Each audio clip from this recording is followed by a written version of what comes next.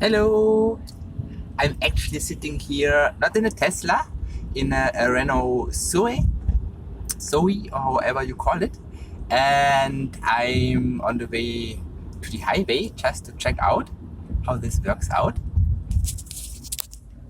So as you can see here, while accelerating and while braking, I'm recuperating here. That's pretty cool. And yeah, it's a fully automatic vehicle. Unfortunately, I'm still stuck in traffic, so it's very quiet and silent. You don't hear much, only a little fizz of the motors, and so far I'm quite happy. You can in Switzerland rent those on an hourly basis from a company called Mobility, and they charge per hour and also per kilometer. So it's quite cheap. I think it's like 3-4 francs per hour. Okay, so I'm approaching the border now. It's totally not in focus, unfortunately. Anyway, I shouldn't show the camera anyway, because maybe the police gets offended. So what I do is I will create a little 0 to 100 video. Okay, there is actually police control, so let me just keep this camera down and I'll stop talking. So what I now need to do is I need to wait until there's no car. And now, let's see. Yeah, it's quite okay-ish. It's not as fast as a BMW i8, for example, but for an electric car in that price range, it's really fun.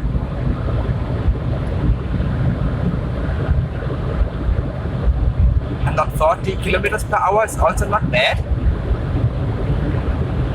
It's really quiet, so really enjoying it. So I think 140 is the maximum, but still that's more than enough, more than I ever need. I usually drive around 110, 120 with my car. Yeah, okay. So that's all. Thanks a lot for watching, and happy electric vehicle driving, maybe. Yeah, another thing I wanted to show you is the recuperation brake. You will see it here. I'm now braking.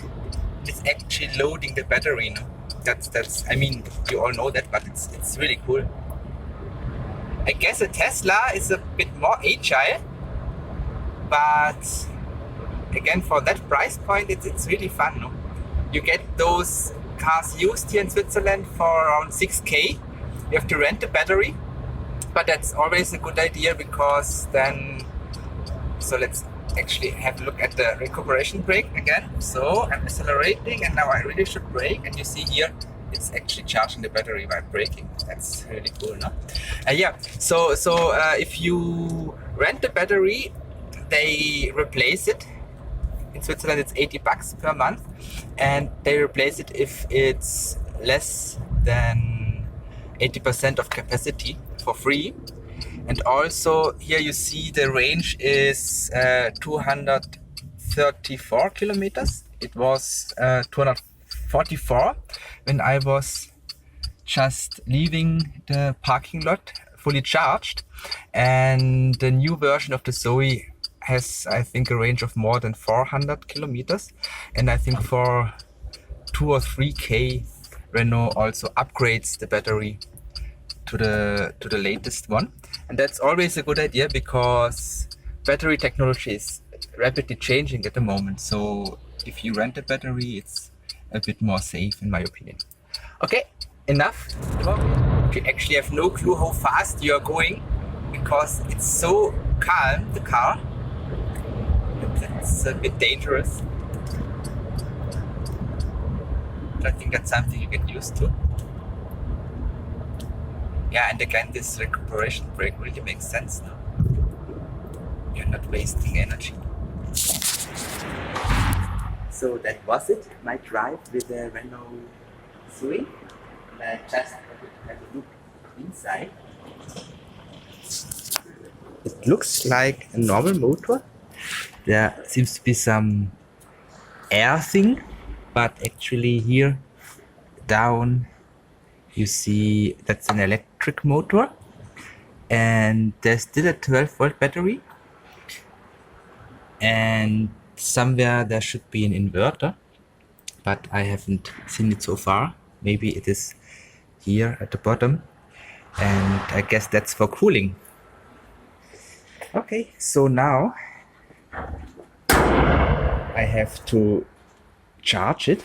So let's open this thingy here, and now we need to get this plug here, and then let's put this plug into the charging one. So it's locked, it seems. I think that's it. Yeah. So the only thing I see here is charging. So everything seems to be fine. I cannot remove the plug anymore. Works as designed. And now I have to close the car. And that's it. So that was my drive with the mobility Renault Zoe. And next time I will drive this guy, the Tesla, maybe.